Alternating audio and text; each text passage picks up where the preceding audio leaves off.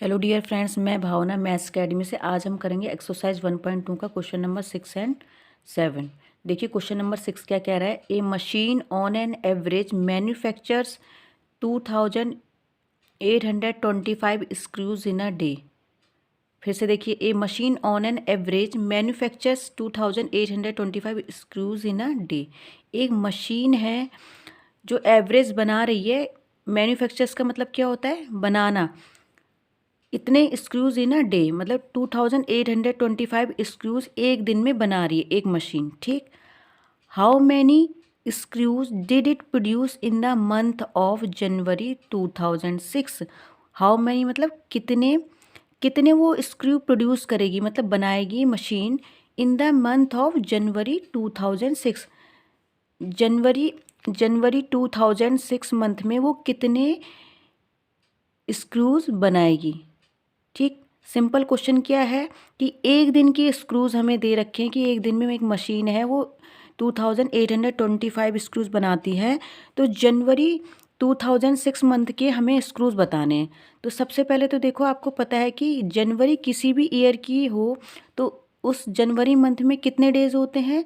31 days. ठीक। कितने दिन जनवरी में कितने डेज होते हैं? 31 डेज। तो सिंपली एक दिन का हमें बता रखा है मशीन स्क्रू बनाती है, तो हमें 31 डेज का पूछ रहा है। मतलब क्वेश्चन को थोड़ा घुमा के दे दिया। 31 डेज ना बोल के उन्होंने बोल दिया कि जनवरी मंथ में बताओ कि कितने स्क्रूज बनाएगी। तो हमें पता है कि जनवरी मंथ में कितने डेज होते हैं? 31 डेज होते हैं। तो हमें जब भी किसी क्वेश्चन में सिंपली एक चीज़ दे रखी हो और ज़्यादा पूछ रहे हो तो हम क्या करेंगे? इस क्वेश्चन में मल्टीप्लाई करेंगे। हमें एक दिन की स्क्रूज बता रखे हैं, इतने बनाती है मशीन, मैन्युफैक्चर कर रही है। तो हमें जनवरी मंथ के पूछ रहे हैं, मतलब 31 डेज के पूछ रहा है। तो हम इसमें क्या करेंगे? मल्टीप्लाई। देख लीजिए, पहले जो जो दिया है हम उसको लिख लेते हैं। देखो, number of screws manufacture in a day. एक दिन की हमने बता दी कितने बना रही है?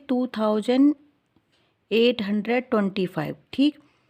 फिर सिंपली लिख दिया number of screw manufacture in the month of जनवरी। ठीक है।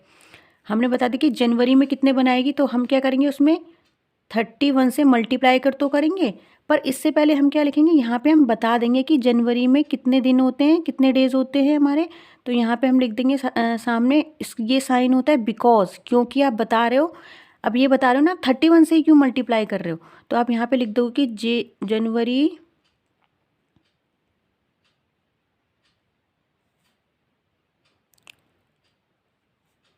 2006 वाली कितने जनवरी मंथ में कितने डेज होंगे? 31 डेज। ठीक। तो आप तभी इसमें कितने से मल्टीप्लाई कर रहे हो? 31 से। कर दीजिए मल्टीप्लाई।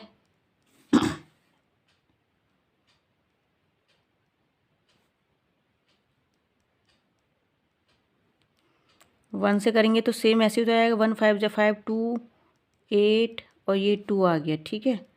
3 5 जा 15, 3 2 जा 6 हो गया, एक लग गया 7, 8 3 जा 24, 3 2 जा 6 और 2 लगेगा 24 का तो 8। ठीक। अब इनको ऐड कर लो। 5 7 15 7 और ये आ गया आपका 8। ठीक। तो यहाँ पे वो 87575। ठीक। 87,575। आप समझ गए? एक दिन के वो एक दिन में बता रहा था इतने स्क्रूज बनाता है। तो हमें जनवरी मंथ में पूछ रहा था। जनवरी मंथ में होते हैं 31 डेज, हमने बता दिए। तो हमने 31 डेज का निकाल दिया। तो हमने 31 से क्या कर दी? मल्टीप्लाई कर दी। तो हमें पता चल गया कि जनवरी मंथ में कितने स्क्रूज बनेंगे? 87,575। और क्वेश्चन में हमें हमेशा ध्यान रखना है, जब हमें कोई एक चीज़ दे रखी हो और ज़्यादा पूछ रहा हो तो इस तरह के क्वेश्चन में हमें क्या करते हैं? मल्टीप्लाई। आइए क्वेश्चन नंबर 7 देखते हैं। ए merchant had ₹78,592 with her.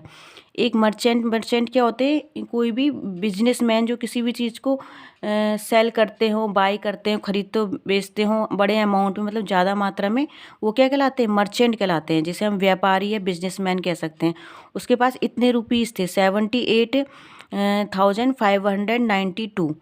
She placed an order for purchasing 40 radio sets at rupees 1200 each. उसने कितने सी प्लेस उसने ऑर्डर दिए कितने के, फॉर परचेजिंग खरीदने के लिए। कितने ऑर्डर दिए उसने, 40 रेडियो सेट होते हैं ना, उसने कितने का ऑर्डर दिया, 40 रेडियो सेट खरीदने का ऑर्डर दिया। ठीक, और जिसमें से बता रखा है एट रुपीज़ 1200 ईच, मतलब हर एक की कॉस्ट कितनी है, 1200 का है। मतलब उसने 40 रेडियो सेट खरीदने का ऑर्डर दिए और जिसमें से हर एक रेडियो सेट की कीमत कितनी है, 1200 है। तो how much money will remain with her after the purchase. वो कह रहा है उसके पास कितने रुपीज़ बचेंगे। हाउ मच मनी लिखा है ना, विल रिमेन मतलब होता है बचेंगे, बाकी बचेंगे, विद हर उसके पास, आफ्टर द परचेज मतलब खरीदारी करने के बाद, वो 40 रेडियो सेट खरीदने के बाद उसके पास कितने रुपीज़ बचेंगे। देखो इस क्वेश्चन में क्या है, एक मर्चेंट हो गई, उसके पास क्या है, इतने टोटल रुपीज़ मनीज दे रखे हैं उसके पास, और उसने सोचा कि मुझे 40 रेडियो सेट खरीदने हैं। ठीक, और उसे ये पता है कि एक रेडियो सेट की कीमत कितनी है, 1200 है, लिखा है ना ईच, एक की कितनी कॉस्ट है, 1200। तो पहले तो देखो एक की उसे पता है कि 1200 है। ठीक है, तो इसका मतलब हमें 40 की निकालनी है। जैसे इस क्वेश्चन में था कि एक दिन में इतना है तो 31 डेज में, तो इस क्वेश्चन में भी क्या है, एक की कॉस्ट दे रखी है, हमें पहले तो 40 रेडियो सेट की निकालनी पड़ेगी। तो कैसे करेंगे, देखो क्वेश्चन को, इसमें भी हमें क्या करना पड़ेगा, पहले मल्टीप्लाई करना पड़ेगा, क्योंकि हमें एक रेडियो सेट की कीमत दे रखी हो, पहले हम क्या करेंगे, फिर 40 रेडियो सेट की कॉस्ट निकालेंगे। तो देखो पहले जो जो दे रखा है वो लिख लेते हैं। देखो ये मर्चेंट हैड रुपीज़ इतना विद हर, उसके पास में इतने रुपीज़ है तो हम लिख देते हैं। मर्चेंट हैड टोटल मनी लिख दिया हमने, हाँ मर्चेंट के पास कितना है, उस बिजनेसमैन के पास कितना मनी है, लिख दिया हमने यहाँ पे 78,592। ठीक है, रुपीज़ डाल देंगे। ठीक, अब देखो सी प्लेस्ड एन ऑर्डर, उसने 40 रेडियो सेट खरीदने का ऑर्डर प्लेस किया, और जिसमें से हर एक की कीमत कितनी है, 1200 है। तो पहले तो हमने बता दिया कि एक की कॉस्ट हमने बता दी, कॉस्ट ऑफ वन रेडियो कितनी है, लिख दो रुपीज़ 1200। ठीक, अब कॉस्ट ऑफ 40 रेडियो, अभी देखो मैंने बताया था जब एक चीज़ दे रखी हो और ज़्यादा पूछ रहा है तो हम क्या करेंगे, मल्टीप्लाई। तो कर दो 40 इंटू 1200। अब देखो ये तो सिंपल कर दो, क्योंकि 0 0 वाले इसमें कुछ नहीं करना। 12 की 4 से मल्टीप्लाई कर दो तो कितना आ जाएगा, 48,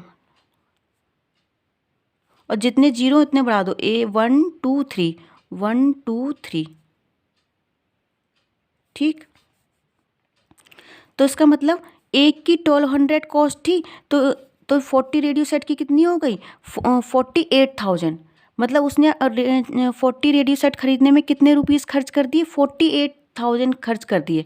तो अब क्वेश्चन में पूछ रहे हैं जब उसने 48,000 के रेडियो सेट खरीद लिए तो अब उसके पास में कितने रुपीज़ बचे, तो सिंपली हम क्या करेंगे, हमें पता था उसके पास टोटल मनी इतना है, शुरू में ही हमने इसलिए लिख दिया कि टोटल मनी उसके पास इतना है, उसने 40 रेडियो सेट खरीदने में इतने रुपीज़ उसने खर्च कर दिए, मतलब इतने रुपीज़ उसके लग गए 48,000। तो अब उसके पास कितने मनीज बचे होंगे, मनी बचा होगा, तो क्या करेंगे, सिंपली माइनस कर देंगे।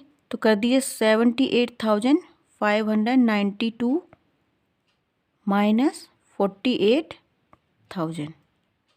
ठीक, कर दीजिए साइड में माइनस 78। ठीक, अब वंस के नीचे वंस लिखेंगे, 0 0 0 और 8 और 4। ठीक, कितना आ गया, 2 में से 0 गया, 2 आ जाएगा, 9 5, 8 में से 8 गया 0, और 7 में से 4 गया आपका 30। ठीक है, 3 आ गया, तो यहाँ पे कितना बच गया, 3592। तो हो गया, तो उसके पास में कितने रुपीज़ बचेंगे, 30,592 रुपीज़। क्वेश्चन आपको समझ में आ गया होगा। कि उसके पास टोटल मनी इतना था, उस एक रेडियो सेट की कीमत 1200 थी, उसने 40 रेडियो सेट खरीदे, उसने परचेस करे, ठीक, तो 40 की निकाल दी, तो 40 से मल्टीप्लाई कर दी। और अब वो पूछ रहा है कि वो रेडियो सेट खरीदने के बाद उसके पास कितना पैसे बचे हैं, रिमेन मतलब बचे हुए हैं उसके पास में खरीदारी करने के बाद। तो आपने सिंपली क्या कर दिया, जो टोटल मनी था उसमें से 48,000 क्या कर दिया, माइनस कर दिया। तो आपको पता चल गया कि 30,592 रुपीज़ उस मर्चेंट के पास बचे होंगे। आई होप आपको ये समझ में आया होगा। अगर मेरे वीडियो आपको पसंद आते हैं तो प्लीज़ मेरे चैनल को लाइक शेयर एंड सब्सक्राइब कीजिए। Thank you.